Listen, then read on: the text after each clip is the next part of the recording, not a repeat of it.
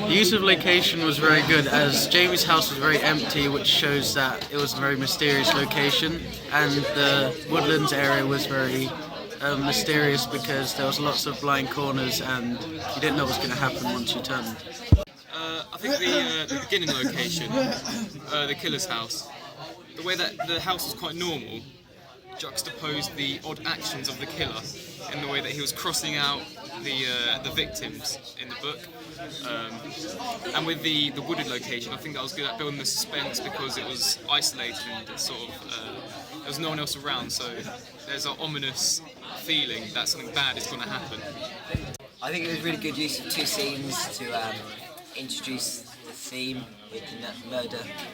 The house was quite an ordinary house, which fits with the ordinary sort of theme around the whole thing. Yeah, and then the woodland area was quite a spooky area, which helps create tension throughout the whole film. Yeah, I think the fact that the second scene where the murder happened was the forest kind of thing helped with the kind of hidden and nobody else saw what happened.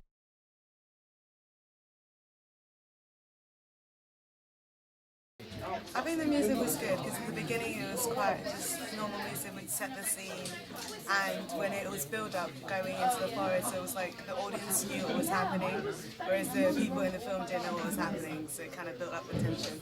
Yeah, I think the spooky music when you're in the woodland area really built tension throughout the whole thing. Yeah.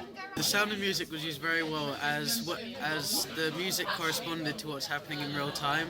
As when Diego was running, the music was fast-paced, and when Ashley was in the house, the music was very low and quiet. I like the way at the beginning where you've got quite a lot of that raw sound with the squeaky floorboards, and with a pen that squeaks when the killer's crossing out the picture. Because that sort of it unsettles you already, and it gives you an association with the killer that something isn't quite right with him. And then also the way that the music always changes every time the killer is on screen to that again like screechy, eerie sort of sound.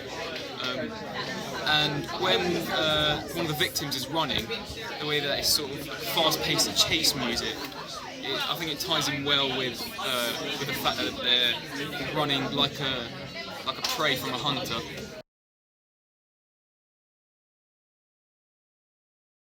I like the way that the killer wears quite smart clothes, despite the fact that he's a killer. It sort of gives you the idea that he's a bit of a psychopath. He's sort of hiding among the rich and famous with his attire, and you wouldn't know that he's a killer. But obviously we do because of the way we see him. And the way that the victims are all wearing quite normal clothes, it gives you a sense of like normal life within this strange killer's world, and it just gives you a peek into the fact that it could happen in real life to us. I felt like how the killer was in dark clothing to fit into the backgrounds really helped bring an edge to the film, and then the other characters were in normal clothing as if it was an everyday thing.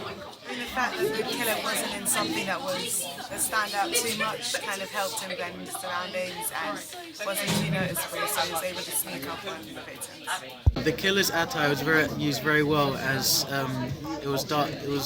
The clothing was dark, so that symbolised death and highlighted to the audience that he was the killer.